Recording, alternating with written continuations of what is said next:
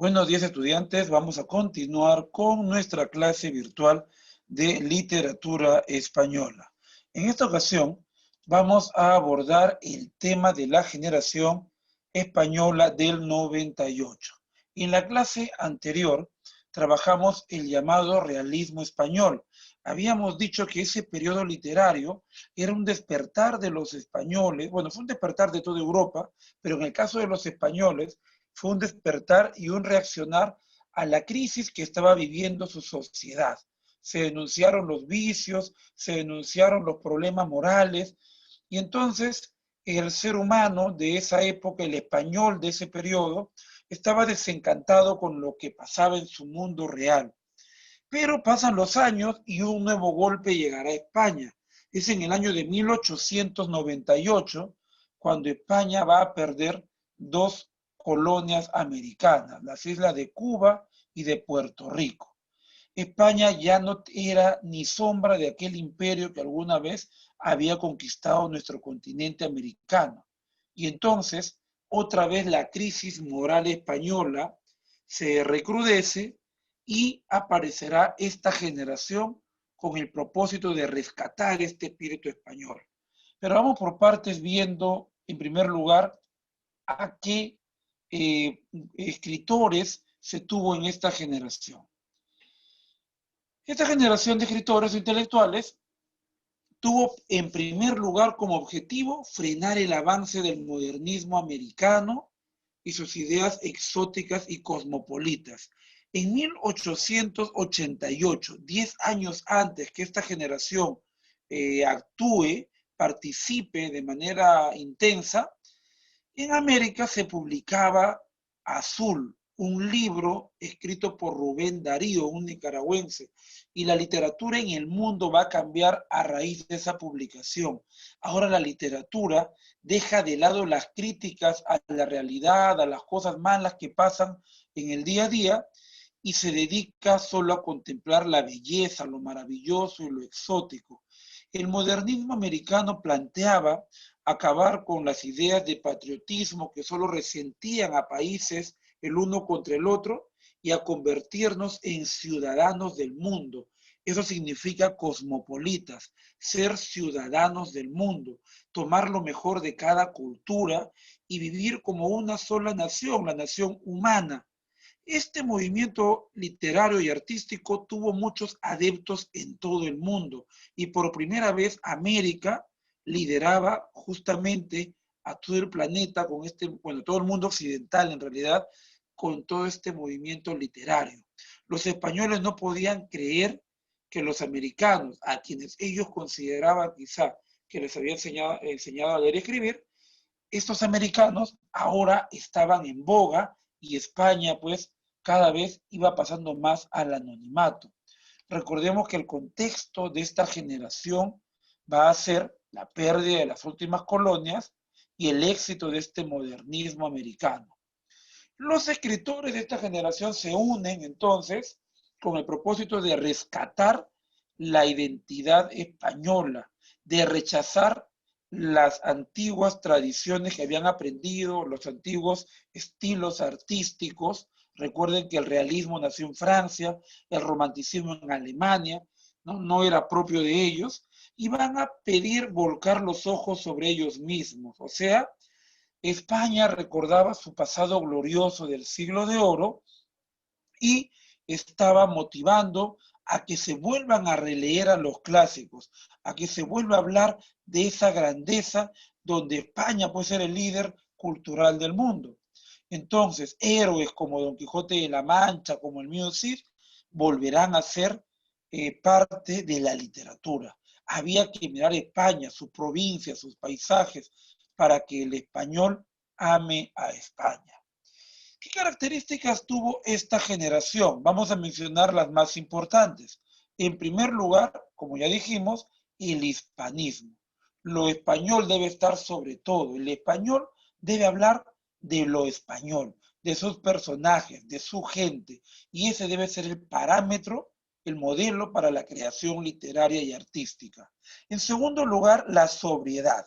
La sobriedad indica una sencillez en el lenguaje, pero sin caer en la vulgaridad. Este debía ser elegante. Uno de los grandes problemas que existía en la España de fines del siglo XIX era que las obras literarias estaban muy intelectualizadas, entonces muy poca gente leía a los clásicos españoles o a los escritores contemporáneos españoles. Y para enamorar otra vez al público lector a leer a los españoles, los escritores de esta generación quitaron los adornos exagerados barrocos del lenguaje y le dieron una elegancia mucho más al alcance de la comprensión de la mayoría de lectores. En tercer lugar, mencionaremos el criticismo. De manera implícita, esta generación va a denunciar a las generaciones anteriores, la generación del realismo, del romanticismo, como las responsables de la debacle española. Por estar distraídos en el romanticismo, con historias fantásticas, y en el realismo, denunciando los males sociales, España se iba consumiendo, ¿no?, en cosas externas y dejaron de admirar su propia cultura. Por último, y quizás la más importante característica, la retrospección. Como ya lo mencionamos, mirar al pasado glorioso, sobre todo del Renacimiento, de ese siglo de oro. Entre los muchos representantes literarios, vamos a solamente mencionar a 3 de ellos. Y vamos a empezar con el líder espiritual de esta generación, con el escritor, filósofo, ensayista y artista Miguel de Unamuno. Él en realidad empezó escribiendo muchos ensayos y es uno de los principales impulsores a mirar, ¿no?, la identidad española, pero también entra al aspecto metafísico en la creación artística. Una de sus obras muy conocidas será este conjunto de cuentos titulado El espejo de la muerte, que analiza lo real, lo existencial, ¿no? Cómo este mundo de ultratumba pareciera que fuera real y uno luego se cuestiona en realidad qué es lo real, estamos o no estamos, somos parte de una gran historia, somos parte de un sueño, ¿no? Tal como lo hizo siglos antes Pedro Calderón de la Barca con su obra La vida es sueño. Otra novela también famosa en Miguel de Unamuno será La tía Tula, donde se plantea estos deseos obsesivos de maternidad que tiene la protagonista, la tía Tula, porque todavía en esta España que estaba entrando al siglo XX, se creía que la mujer se realizaba solo al alcanzar la maternidad. Entonces la tía Tula pasa desde su deseo de ser una madre espiritual de sus sobrinos, apoyándolos en su crianza, hasta sus deseos en ser una madre concreta, sin importar el medio en el que se logre. Y su novela más celebrada, Niebla. Esta novela analiza lo existencial y el concepto de lo irreal. Y en la novela Niebla, el protagonista va a infringir este mundo literario ficcional porque va a salirse de la obra y va a encontrarse con el autor Miguel de Unamuno y le va a reclamar sobre su existencia, sobre su conducta, el por qué es así. Y quiere incluso matar a su autor, independizarse de su creador, ¿no? Pero Miguel de Unamuno, o sea, el autor que aparece en la obra, ¿no?, le indica que siempre el personaje hace lo que él dice porque solo es parte de un universo ficticio. Sin embargo, nos deja también la reflexión de cómo saber si no somos solamente parte de una historia que se está leyendo en la actualidad. Ahora, Miguel de Unamuno no va a ser el primer escritor que va a plantear, el primer escritor español que va a plantear esta idea de los personajes en busca del autor o de salirse de una historia para meterse en otra. Ya lo había hecho también en el siglo de oro justamente Miguel de Cervantes Saavedra, cuando Don Quijote y Sancho Panza también buscan en algún momento a este autor que supuestamente ha escrito la segunda parte, ¿sí? Entonces, en resumen, Miguel de Unamuno representa a la literatura metafísica existencial y filosófica. Pasemos ahora a un poeta, Antonio Machado.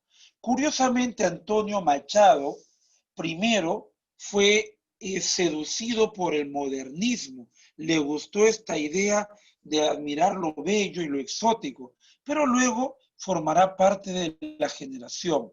Una de sus primeras obras será Proverbios y Cantares. En esta obra, en estos poemas, se va a reflexionar sobre la vida y justamente tiene rasgos modernistas porque se deleita en la contemplación de lo bello, de lo maravilloso y de lo hermoso. La poesía ya no sirve para quejarse, sino para disfrutar. Luego, cuando ya es parte de la generación del 98, tendremos a Soledades, el análisis de lo interior. Se va a tener una visión romántica del pasado hispano. El español, para entender qué es él, no debe mirarse solamente a él, sino mirar a su historia. Y por último tendremos, entre la selección de toda su obra poética, a Campos de Castilla.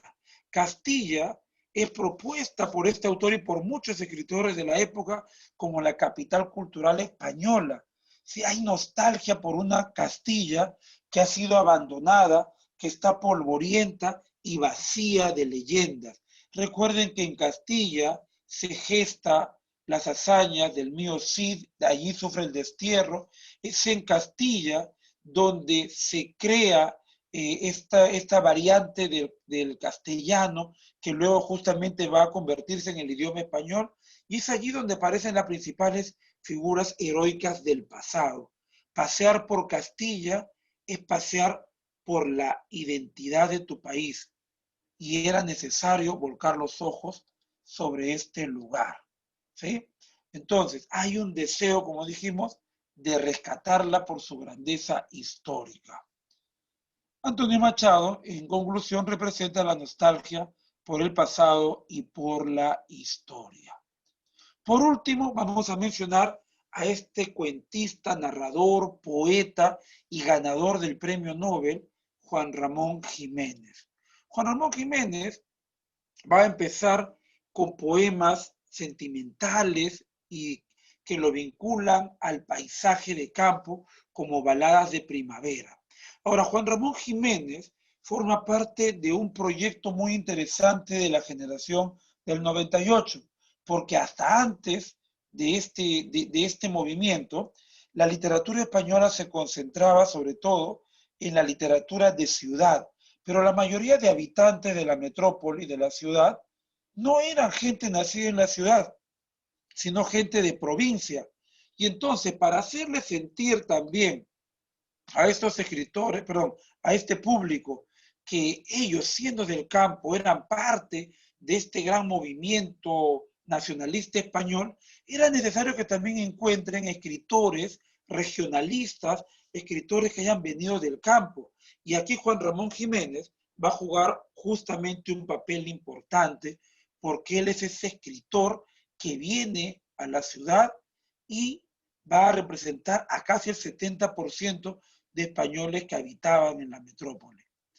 Publicará poco tiempo después el diario de un poeta recién casado, donde Juan Ramón Jiménez ya se va acercando al modernismo, ¿sí? Porque ahora habla a través del amor, del espíritu sensual del hombre y su vínculo con la naturaleza, una gran contemplación, aunque en los paisajes que el poema utiliza se van a mencionar costumbres y se van a mencionar escenas de la vida del campo español. Y por último, su gran éxito universal, Platero y yo. Esta obra no es una obra narrativa común con inicio, nudo y desenlace, sino es un conjunto de estampas nostálgicas.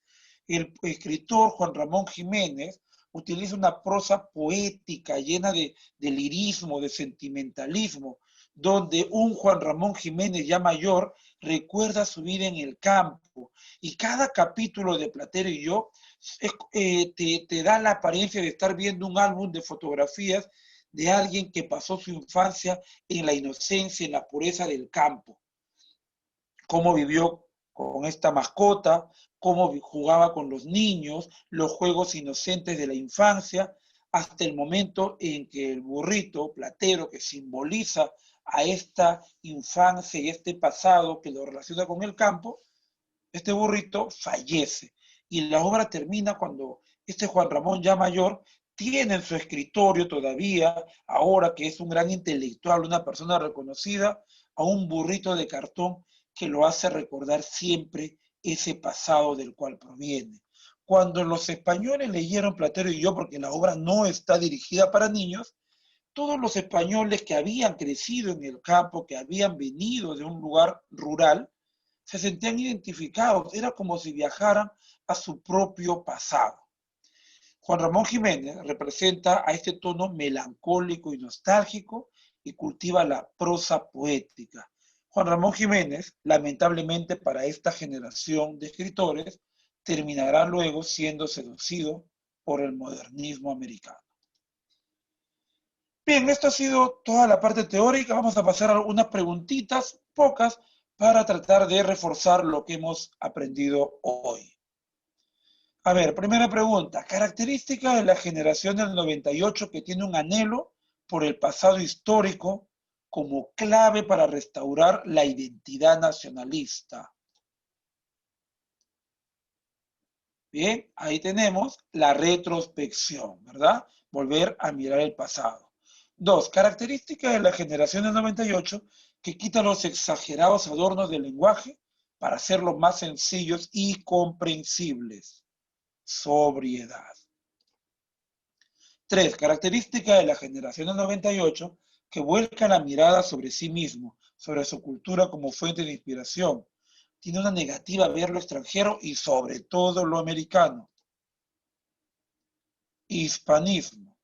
Número 4. Característica de la generación del 98 que se opone y ataca lo adoptado por las generaciones anteriores. Las acusa de la debacle moral y cívica española. El criticismo. Y por último, es falso con respecto a la generación del 98 que adoptan el pensamiento cosmopolita. Recuerden que esta palabra es modernista y ellos estaban en contra del modernismo americano. Muy bien, estudiantes, esto ha sido todo. Espero que haya sido de su comprensión y agrado. Y cualquier duda que tengas, lo veremos a través de las redes sociales o también en nuestras clases virtuales. Muchas gracias y conmigo será hasta una próxima oportunidad.